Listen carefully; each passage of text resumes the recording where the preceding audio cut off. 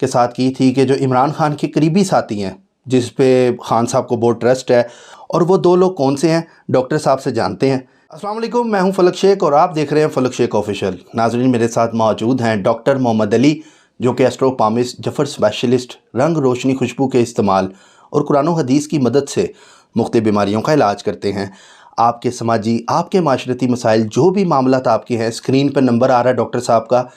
आप डिटेल में अपना जायचा भी बनवा सकते हैं और डॉक्टर साहब से पूछ भी सकते हैं। 3 बजे के बाद आपने नाज़रीन मैसेज करना है डॉक्टर साहब को व्हाट्सएप पे, और जो हज़रात कॉल करना चाहते हैं वो भी 3 बजे के बाद डॉक्टर साहब को इस नंबर पे कॉल करें जो स्क्रीन पे है। नाज़रीन, मैं टॉपिक की तरफ आता हूँ। बहुत ज़बरदस्त टॉपिक है। लास्ट वीडियो मैंने डॉक्टर साहब के साथ की थी कि जो इमरान खान के करीबी साथी हैं, जिस पे खान साहब को बहुत ट्रस्ट है और वो PTI का शुरू से साथ देते आ रहे हैं, और उनके हवाले से हमने वीडियो की थी डॉक्टर मोहम्मद अली साहब से। आज जो लोग, जिन लोगों का इन्होंने, डॉक्टर साहब ने नाम लिया था कि ये लोग करीबी हैं, उनके जायचे डॉक्टर साहब ने बनाए हुए हैं, और वो दो लोग कौन से हैं डॉक्टर साहब से जानते हैं कि जायचा किसका इन्होंने बनाया हुआ है। बात करते हैं डॉक्टर एम अली से। अस्सलाम वालेकुम सर। वालेकुम अस्सलाम। कैसे हैं आप? अल्हम्दुलिल्लाह, आप ठीक हैं जनाब? ठीक ठाक, शुक्र अल्लाह का। सर, किसका जायचा आपने बनाया? और खान साहब के जो करीबी साथी हैं, आप, हमने लास्ट वीडियो भी की थी और हमने कहा था उसमें कि डिटेल से वो जायचों के हवाले से बताएंगे। करीबी साथी कौन से हैं खान साहब के, जिनके आप जायचे बिल्कुल तैयार हैं, रेडी हैं और आज आप बताने लगे हैं? फलक साहब, मैंने टोटल 11 जो शख्सियात हैं उनके जायचे बनाए हैं। जी जी। जिसमें सबसे पहले आज हम डिस्कस करेंगे असद उमर साहब का जायचा। ठीक है। असद उमर साहब जो हैं वो he is considered to be one of the brains of PTI। बाकी भी लोग हैं, जाहिर है वो भी ब्रेन्स हैं PTI के। तो असद उमर साहब जो हैं, इनका जायचा इस तरह से है कि असद उमर साहब की जो हमें डिटेल्स मिली हैं वो ये है कि इनकी डेट ऑफ बर्थ है 8 सितंबर 1961। ओके। और रावलपिंडी में ये पैदा हुए। और जनाब, इनका जो ज़ोडिएक साइन है, अगर हम सन से पढ़ते हैं तो वो वर्गो बनता है। अच्छा। और सन इन वर्गो, और जो सेकंड हाउस इनका बनता है वो वीनस। ठीक है। सॉरी, लिब्रा बनता है, जिसका लॉर्ड वीनस है। तो लिब्रा जो है सेकंड हाउस में मरकरी और मार्स जो है वो कंजंक्टेड हैं। अब ये सारी चीज़ें जो हैं ये मैं एक्सप्लेन करता हूँ कि इनका क्या मतलब है और ये किस तरीके से इमरान खान साहब का जो नज़रिया फ़िक्र है उसके साथ कैसे ये इनका जायचा मैच करता है।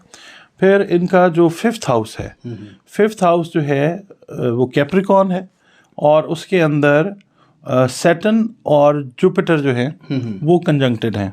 इसका भी एक ख़ास मतलब है, मैं वो भी बताता हूँ आपको। और फिर जो इनका छठा घर है इनके जायचे का, उसमें केतु है, और केतु जो है इन एक्वेरियस है। ठीक है सर। और उसके बाद फलक साहब जो इनका 12th हाउस है, जहाँ पे जाके जायचा हमेशा हर इंसान का, मुल्क का, जगह का वीक होता है, वहाँ पे सन, ठीक है, और जो वीनस है वो कंजंक्टेड विद राहु हैं। अच्छा, अब इसका जो मजमूई जायज़ा हम लेते हैं असद उमर साहब के जायचे का, वो ये है कि इनके जायचे से ये लगता है कि ये 5 या ये 6 बहन भाई हैं, और असद उमर साहब मुमकिन है कि यंगेस्ट जो हैं वो अपने बहनों भाइयों में हो। ठीक है सर। और दूसरा ये कि जो सेकंड हाउस में जो मरकरी है इनके, वो इंडिकेशन देता है कि बचपन से ही, यानी जो आप समझ लीजिए कि बच्चा जब 2-2.5 साल का होता है तब से ही ये मजबूत इरादे, अच्छा, और इंटेलिजेंस का मजमूआ है, क्योंकि सेकंड हाउस में मार्स कंजंक्टेड विद मरकरी है।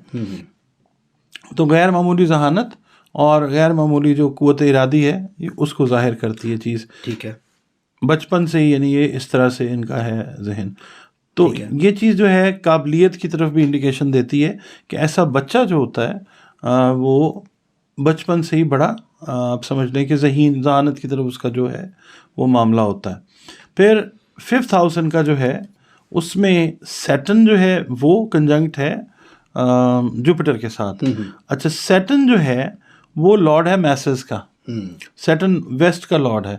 इसका मतलब ये है कि ऐसा शख्स अपने मुल्क से बाहर जाकर वेस्टर्न साइड पे भी दोस्त अहबाब का एक हल्का अपना मेंटेन करता है, और उसके बाद ये वेस्टर्न साइड की एजुकेशन भी जो है ये लेता है। तो ये एक चीज़ तो जाहिर हो गई कि इनकी एजुकेशन, इनका एक्सपोजर जो है वो वैसे ही है जैसे इमरान खान साहब का है। अच्छा। इमरान खान साहब ने भी पाकिस्तान से बाहर से हाँ जी, बिल्कुल। एजुकेशन ली है, तो इन्होंने भी, इनका भी एक्सपोजर जो है वो आउटसाइड ऑफ द वर्ल्ड जो है वो ज़्यादा है। ठीक है। ये बाहर के मामलात को भी बहुत अच्छे से समझते हैं। ठीक है।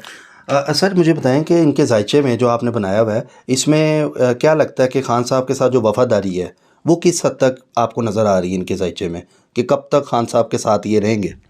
ये जो इनका 5वां घर है ना, 5वां घर होता है मौज मस्ती मनोरंजन का घर। अच्छा। दोस्तों यारों का घर, बैतुल औलाद। ठीक है। तो और जब ये कंजंक्ट है, दोनों बड़े प्लैनेट्स ठीक है इकट्ठे हैं, एक दूसरे के साथ हैं तो ये ऑपोजिट, एक दूसरे के मुखालिफ हैं, मगर इनकी जो मुखालफत है जब आती है इसके ऊपर कोई पॉजिटिव नज़र, तो ये आपको बताते हैं कि ऐसा शख्स, ये ऐसी शख्सियत जिस किसी के साथ भी ज़हनी और फिक्री तौर पे अटैच होगा, अच्छा, ये उसके साथ बड़ा स्ट्रॉन्ग रहेगा। अच्छा, ठीक है। क्या बात। तो ज़हनी और फिक्री तौर पे ये बंदा जो है, ऐसा बंदा ये वफादार होता है। अच्छा, अब इनका जब हम 12वां घर रीड करते हैं, ठीक है, 12वां घर जो है उसमें मून है। मून इनकी जो है मैरिटल लाइफ को इंडिकेट करता है। अच्छा। ये एक बिल्कुल सादा तरीके से ज़िंदगी गुजारने वाले, ठीक है, एक इनका एक नाम है, ज़ाहिर है इनका एक फैमिली बैकग्राउंड है, सारी दुनिया जानती है, मगर जो पर्सनल लाइफ है बड़ी हम्बल इनकी पर्सनल लाइफ है। और मतलब ये है कि जिस तरह दोस्त होते हैं, ये लाइफ पार्टनर्स ये वैसे होंगे। अच्छा। ठीक है। और ये मतलब अपनी वाइफ के साथ बिल्कुल दोस्तों की तरह, और इनके साथ भी ऐसे ही मामला जो है क्या बात। ये है। मतलब ओवरऑल एक जायचा जो होता है ना, अच्छा जायचा जिसको कहते हैं, ये है क्योंकि इनका जो केंद्र है, केंद्र बोलते हैं सेंटर वाला जो पोर्शन है, सेंटर वाले जो 4 खाने, केंद्र इनका जो है वो भरा हुआ नहीं है। अच्छा। इनके कोने जो हैं, कॉर्नर्स जो हैं, उनमें प्लैनेट्स जो हैं वो ज़्यादा लगे हुए हैं। सिर्फ इनका एक मेन प्लैनेट जो है वो सन, वो इनके नेटल में है। तो जो जिसका केंद्र में कम प्लैनेट्स होते हैं उसको कंसिडर एट टाइम्स किया जाता है। एस्पेक्ट्स को अगर हम देखते हैं तो एस्पेक्ट्स अगर अच्छे लगे हों, केंद्र अगर खाली है या कम प्लैनेट्स हैं, और एस्पेक्ट्स अगर कोनों में अच्छे लगे हुए हैं, तो ऐसा जायचा मजमूई तौर पे अच्छा जायचा कंसिडर किया जाता है। मर्तबा पोजीशन जो है वो आता है। अच्छा, 6ठे घर में इनके है केतु। अच्छा, Ketu is the Lord of dirt. ठीक है, बदबू फैलाता है। और इनका जो मामला है वो ये देखिए कि जब ये वज़ीर ख़जाना थे, और ये जॉब के खाने को, काम के खाने को भी इंडिकेट करता है।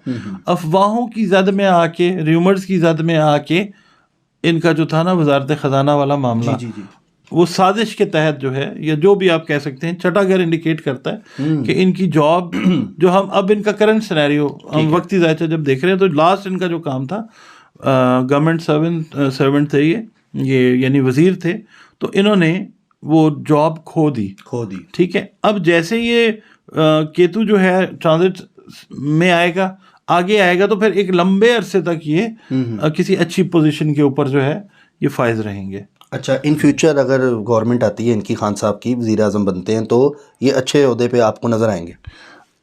जी, कैलकुलेशन यही कहती है, ऐसा लगता है कि ये खान साहब के बराबर या खान साहब के लेवल के ऊपर कोई, यानी ऐसे हो सकता ना कि खान साहब जो हैं मिसाल के तौर पे चेयरमैन हैं, खान साहब चेयरमैनशिप लेते हैं और कहते हैं कि जी मैं अपना कोई बंदा नॉमिनेट करता हूँ कि जनाब इनको हम प्राइम मिनिस्टर बना देते हैं, या इनको हम कोई कलीदी ओहदा दे देते हैं। तो असद उमर साहब जो हैं, क्योंकि खान साहब का जो है ना जायचा इमरान खान साहब का, वो किंग से ऊपर, मैं हमेशा एक बात कहता होता हूँ कि वो प्राइम मिनिस्टर प्लस हैं। अच्छा, तो इसका मतलब ये है कि प्राइम मिनिस्टरशिप एक कम लेवल है खान साहब के लिए, उससे ऊपर की बात जो है वो ये है। बेसिकली लोग तो फ़ैन खान साहब के क्रिकेट की वजह से भी है ना, मुतासिर उनसे कि वर्ल्ड कप एक नौजवान लेकर आया था, तो उस वजह से भी लोगों के माइंड में एक इज़्ज़त रिस्पेक्ट है। मेरा ख्याल है जी, वर्ल्ड कप तो एक अपनी जगह पे है, जो खान साहब के हिस्से में क्रेडिबिलिटी है वो शौकत खाना मेमोरियल हॉस्पिटल्स हैं, ओके प्लस नमल यूनिवर्सिटी है, जी जी और दूसरा ये है कि जो फलाई काम खान साहब करते हैं उसकी वजह से लोग जो हैं वो इज़्ज़त करते हैं, क्योंकि लोग शऊर रखते हैं। ठीक है ना, ज़बरदस्त। तो ये तो हो गए असद उमर साहब, ठीक है मतलब ओवरऑल मजमूई जायचा। सर दूसरे कौन है आज? दूसरे हैं हमारे मोहतरम फवाद चौधरी साहब। ओके फवाद चौधरी साहब की जो डेट हमें मौसूल हुई है वो 7 अप्रैल 1970 ठीक है जो है वो उनकी डेट जो है डेट ऑफ बर्थ हमें मौसूल हुई है। अच्छा, इसके अंदर भी ये भी एक आप समझ लीजिए कि बॉर्न लीडर जो है ये उसका जायचा है। इसके अंदर भी ऐसे ही है सिचुएशन जिसमें जैसे असद उमर साहब की है, इसमें सिर्फ एक चीज़ थोड़ी सी नेगेटिव मैं ये समझता हूँ कि इनका सन और मून नेटल में एक ही घर में है। अच्छा ठीक है, ये अनस्टेबिलिटी शो करता है जो मैरिटल लाइफ होती है अच्छा उसके अंदर, मगर मुमकिन है कि एस्पेक्ट्स जिस वक्त अच्छे आते हों तो ये चीज़ें जो हैं वो ठीक होती हों। अच्छा, अब इसके अलावा जो इनके कॉर्नर्स हैं उसके अंदर आप सेकंड हाउस में देखें कि 4 बड़े प्लैनेट्स जो हैं वो बैठे हुए हैं। ठीक है सबसे बड़ा इनका जो एरीज बनता है उसके अंदर तो सन और मून है इकट्ठे कंजंक्टेड हैं। ठीक है जी, और ये दोनों फ्रेंड्स हैं। अच्छा, फिर जो सेकंड हाउस है टॉरस का बनता है इनका, उसमें कंजंक्शन है 4 बड़े बड़े प्लैनेट्स की, जिसमें सैटर्न है, जिसमें मरकरी है, वीनस है और मार्स है। ठीक है जी, ये 4 प्लैनेट्स हैं। आप भी पढ़ सकते हैं मेरा ख्याल, अब तो आप भी पढ़ सकते हैं, बल्कि आप बताइएगा ये सेकंड में जो है ये बताएं कौन से प्लैनेट। सर ये इसका पता है, ये मार्स है जी, ये वाला जो है ये वीनस है, ये वीनस है, ये मरकरी और ये जुपिटर है, ये सैटर्न है, सॉरी सैटर्न है। ठीक है जी। तो अभी क्लासेस में आपको भी बुलाना चाहिए हमें। मैं अभी सीख रहा हूँ सर। हाँ जी बिल्कुल। अच्छा, फिर इनके ये सेकेंड हाउस के अंदर, ठीक है, इसका मतलब मैं बताता हूँ आपको। छठे हाउस में फिर इनके जो है केतु है, जैसे असद उमर साहब के है छठे हाउस में केतु, ये छठे हाउस में इनके भी। अच्छा, फिर इनका जो जुपिटर है, जुपिटर ये है जो बुजुर्ग है, अदलिया से रिलेट करता है, मोल्लम है, और ये इनका 8वें घर में है। 8वें घर में जुपिटर का होना अच्छा नहीं कंसिडर किया जाता। ये पेशे के लिहाज से वकील हैं, मगर ये है कि वकालत से ज़्यादा ज़ाहिर है इनका एम्फेसिस सियासत के ऊपर है।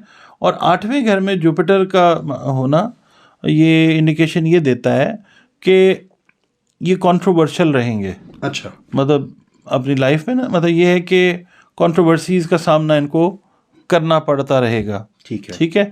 और छठे घर में केतु का मतलब है कि साजिशों का सामना भी इनको रहेगा। जी, बिल्कुल, जैसे असद उमर साहब को था वो, तो साजिशों का सामना रहेगा, लीडर्स को होता ही है। फिर आप ये देखिए कि 12th हाउस के अंदर जो है वो राहु बैठा हुआ है। तो इसमें ये आता है कि जैसे जैसे ये एज करते जाएंगे कंट्रोवर्सीज जो हैं, लगता है कैलकुलेशन से, ये मतलब कोई हतमी बात नहीं है, ये एस्ट्रोलॉजी है, कंट्रोवर्सीज जो हैं इसकी जद में रहेंगे ही ये।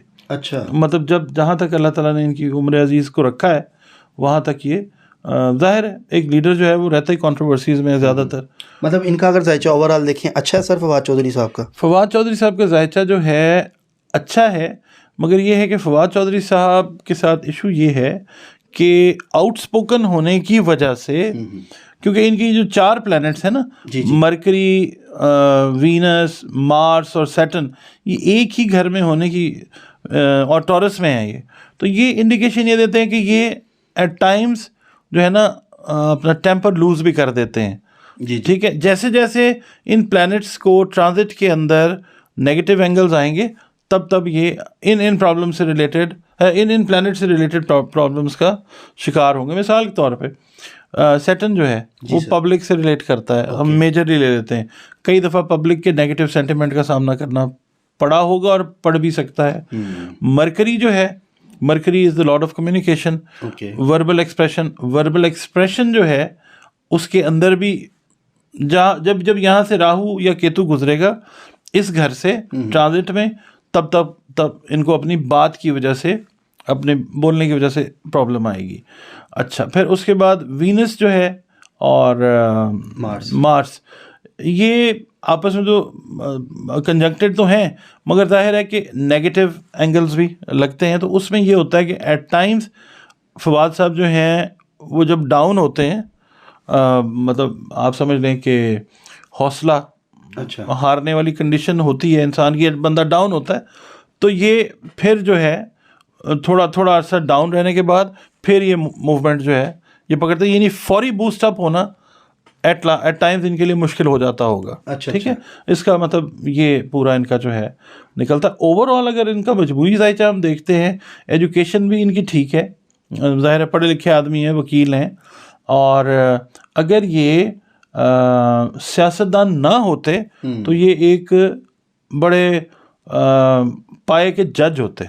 अच्छा। हाँ जी, ये यानी इस तरह से है कि जज होते और बड़ा नामवर किस्म का जज होता है ये। अच्छा। तो अल्लाह ताला ने नाम तो रखा हुआ है इनके लिए, तो वो चलें अदलिया में नहीं तो सियासत में अल्लाह ताला ने क्या बात है सर, बड़ा ज़बरदस्त आपने बताया। सर ये जो लोग होते हैं आपसे रब्ता करते हैं, उनके भी जायचा ऐसे ही बनाते हैं, प्रॉपर उनको डिस्कस ऐसे ही करते हैं लोगों के साथ जो आपसे रब्ता करते हैं फ़ोन पे? जी, ऐसे ही सेशन होता है, और बल्कि ये तो खैर हमने एक नॉर्मल सा ओवरव्यू दिया है ना, उनके साथ तो हमारा प्रॉपर आधे पौने घंटे का सेशन होता है, और उसके अंदर उनकी जो रेमेडीज़ हैं, जहाँ जहाँ पे प्लैनेट्स जो हैं, जो चीज़ रेमेडी के ज़ुमरे पे आती है उनको वो समझाई जाती है। एक फिर जो कलर्स हैं उनको वो बताए जाते हैं, खुशबू कौन सी सूटेबल है, अच्छा। और वो कौन सी चीज़ जो है वो कौन सी चीज़ को स्ट्रॉन्ग करती है, ये सारी डिटेल आती है उसके। मतलब उसमें शादी के मसले हो, किसी के यहाँ कोई भी प्रॉब्लम हो, जायदाद ज़मीन हर चीज़ का आप बताएंगे? ज़िंदगी में जो मसाइल हैं, अच्छा। हाँ, वो सारे अदवार जो हैं